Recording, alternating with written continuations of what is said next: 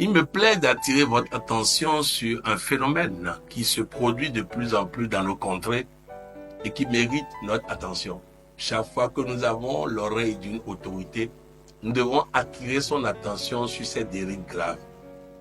Il y a les droits de l'homme, initiés en Afrique, copiés par les autres.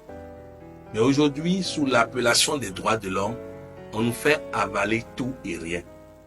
J'ai été informé que le ministère de l'Éducation nationale a fait le tour des établissements pour ramasser les lanières, les palmatoires et autres.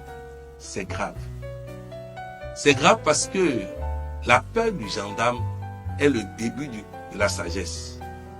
Aujourd'hui, les enseignants sont dépourvus de toute possibilité de cadrer les enfants. Je vais vous expliquer mon expérience personnelle. À Gonverso, à Porte-Nouveau, j'ai créé mon établissement. J'avais interdit que quiconque touche quelque enfant que ce soit. Ce fut le cas pendant près de 4 à 6 mois. Un jour, je suis allé manger au restaurant et un ami de vieille date me demande ce que je fais en ce moment. Et je lui ai dit, je suis le directeur d'Agomesu. Il dit, ah bon, c'est toi qui as autorisé les enfants à embêter les enseignants sans qu'il n'ait rien pour les sanctionner. J'ai dit, qu'est-ce que ça veut dire? Et tes enfants répètent en ville que chez eux, ils peuvent défier les enseignants comme ils veulent. Ils ont la protection du directeur qui interdit qu'on les touche. Alors sur place, j'ai appelé un menuisier. Je lui ai demandé de me fabriquer 4 palmatoires bien dodus. Le lundi matin, j'avais des étudiants pasteurs. J'ai frappé l'établissement du début jusqu'à la fin. Ils étaient 480 et quelques enfants. J'ai frappé tout le monde. Et j'ai dit, tous les lundis où ça me donne envie, je vais faire pareil. Je rentre dans mon bureau. Quelques minutes après, je reçois une délégation d'enfants de 3e. Ils étaient une dizaine. Je pensais qu'ils voulaient se plaindre. Ils sont rentrés dans le bureau, ils ont dit, DG, maintenant on sait qu'on va réussir. Car le désordre qui s'organisait ici ne peut pas permettre à quelqu'un de réussir. Allez voir en Europe comment les enfants peuvent tenir tête à leurs parents. Leur dire, tu ne peux rien me faire.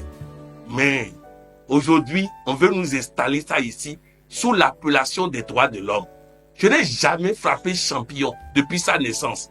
Mais le fait qu'il sait que si ça me dépasse, je vais le frapper, est une barrière qui fait qu'il respecte l'autorité de ses parents. Alors c'est un crime de supprimer les chicottes dans les établissements. Il y a une différence entre éduquer les enseignants à ne pas exagérer et demander qu'on interdise radicalement ça. Nous sommes en train de trahir nos ancêtres. Nous sommes en train de trahir nos parents qui savent très bien qu'en dehors des autres possibilités de sanction, il y a la chicotte aussi qui est une possibilité de sanction.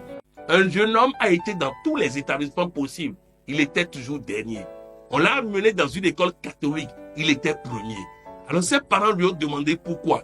Il dit là-bas, quand tu ne travailles pas, il te cloue sur la croix. Il y a un monsieur qui n'a pas travaillé, on l'a cloué sur la croix. C'est pourquoi je travaille, pour qu'on ne puisse pas me clouer sur la croix. Alors oui, si vous avez l'opportunité d'avoir l'oreille d'une autorité, expliquez-leur que les droits de l'homme, à l'allure où on va, bientôt on va nous dire qu'au nom des droits de l'homme, on doit permettre à nos enfants de changer de sexe.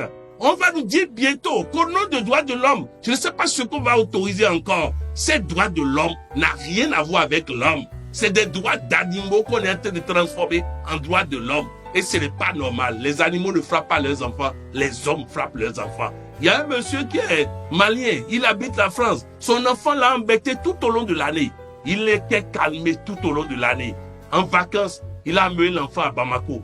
À l'aéroport, devant le policier. Il a giflé ici, giflé là-bas. Le policier a dit, qu'est-ce que ça veut dire? Il a expliqué au policier. Le policier dit, tu m'autorises à faire aussi? Le papa dit, fais aussi.